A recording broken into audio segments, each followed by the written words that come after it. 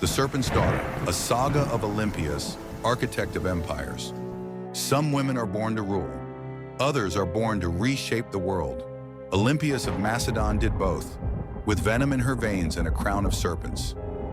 The winds howled through the Pindus Mountains on the night Polyxena of Epirus entered the world, as though the gods themselves contested her arrival. Born to Neoptolemus I, king of the Molossians, a tribe claiming direct descent from Achilles, and his queen, Phthia, the infant's cries echoed the feral intensity of her homeland.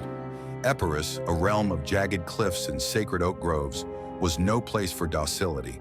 Here, women danced with wolves, priestesses channeled gods, and queens ruled as equals to kings. Polyxena's cradle was carved from the same wood as the spears of her ancestors, and her first lullaby was the clash of bronze.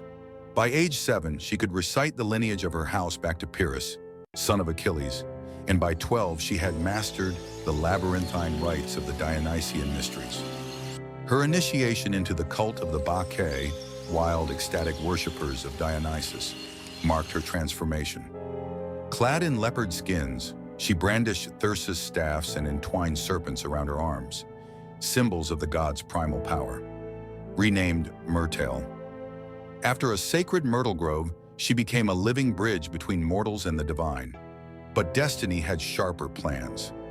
In 359 BCE, a storm-battered ship carried Prince Philip of Macedon to the shores of Samothrace, where Myrtle participated in the secret rites of the Kaberi, twin gods of fertility and war. The island's priests later spun legends of their meeting. Philip, his face still scarred from a recent battle, locked eyes with the raven-haired priestess during a ritual fire dance. Plutarch claims the prince dreamed that night of sealing her womb with a lion's image, a portent of the son she would bear. Their marriage in 357 BCE was less romance than pact. Epirus's wolves would guard Macedon's back against Illyrian raiders, and Philip gained a wife whose mysticism rivaled his ambition. Renamed Olympias. After Philip's Olympic chariot victory in 356 BCE, she gave birth to Alexander months later amid rumors of divine conception. A thunderclap split the sky as she labored, and Philip's courtiers whispered that Zeus, not the king, had fathered the child. Olympias nurtured these myths, weaving them into Alexander's psyche. Yet her power unsettled Macedon's warlords. While Philip's other wives, 6 by 337 BCE, faded into the harem's shadows, Olympias held court with philosophers and generals, her chambers alive with the hiss of sacred snakes. "They are my familiars," she told a horrified ambassador, stroking one's flickering tongue. "The gods speak through them." But her influence fractured when Philip married Cleopatra Eurydice, a Macedonian noblewoman whose uncle Attalus publicly mocked Alexander's barbarian blood. The wedding feast, a drunken Attalus toasted true heirs of pure Macedonian stock. Alexander hurled a cup at him, shouting, "Am I then a bastard?" Philip, sword drawn, stumbled toward his son, but tripped, a humiliation Olympias weaponized. She fled to Epirus with Alexander, declaring, "Let Philip choke on his Macedonian viper. We shall return with fire." The flames of Pella's royal palace lit the night of October 336 BCE. Philip II lay dead, stabbed by his bodyguard Pausanias during their daughter Cleopatra's wedding. As chaos erupted, Olympias rode into Macedon like a fury unleashed. Within days, Cleopatra Eurydice and her infant daughter were dead, burned alive in a bronze bathtub, their ashes scattered to the wind. "A queen does not mourn rivals," Olympias reportedly told her trembling handmaidens. "She erases them." Alexander, now king, marched east to forge an empire. But Olympias' war had just begun. As regent in all but name, she clashed with Antipater, the grizzled general Philip had left to govern. Their feud crackled through letters to Alexander. Antipater accused her of sorcery and sedition, while she warned of his hunger for your throne. Yet her true power lay in myth-making. She smuggled seers into the army's ranks, spreading tales of Alexander's divine parentage, and sent him a vial of Nessus blood, a poison rumored to have killed Heracles, to purge dissenters. When his general Parmenion questioned his strategy, Alexander remembered his mother's gift. Parmenion's death soon followed. Her ruthlessness masked a strategic genius.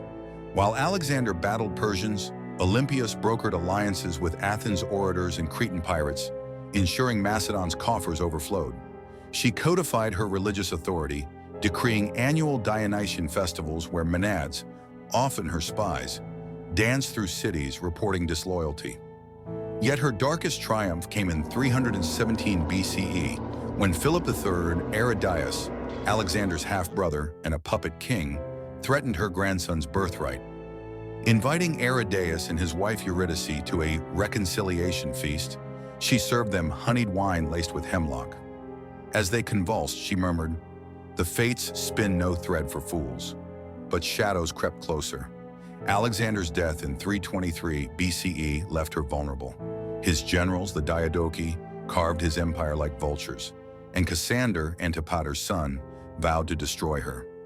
"You are a relic," he sneered in an intercepted letter, "a witch who outlived her time." Olympias' retort was swift. She allied with Polyperchon, a rival general, and marched on Macedon with an army of pirate wolves and mercenaries. For a fleeting moment, victory seemed hers. She executed Cassander's brother Nicanor and displayed his head on a pike at Pella's gates.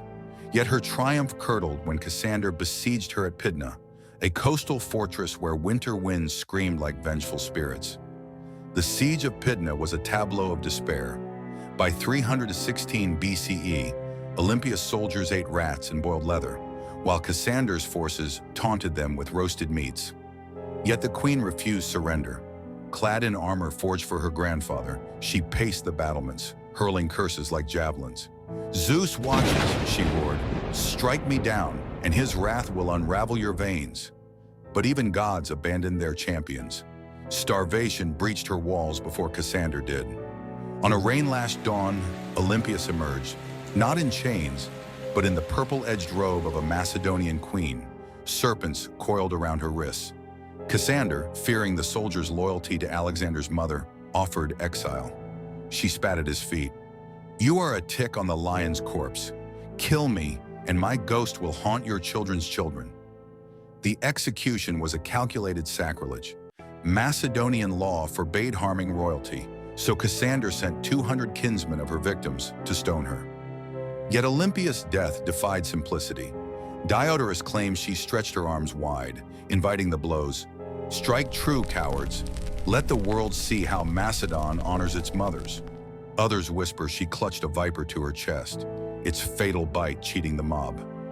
Either way, her corpse was denied burial, left to rot in a ditch as Cassander hunted her grandson, Alexander IV. In a hidden valley beyond Mount Olympus, a hooded figure pressed a signet ring into a boy's palm, a sunburst engraved with Alexandros. "Your grandmother's war is yours now," the shadow murmured. Far away, Cassander's spies scoured the realm, unaware that Olympias' final plot lay coiled in the heart of a 12-year-old.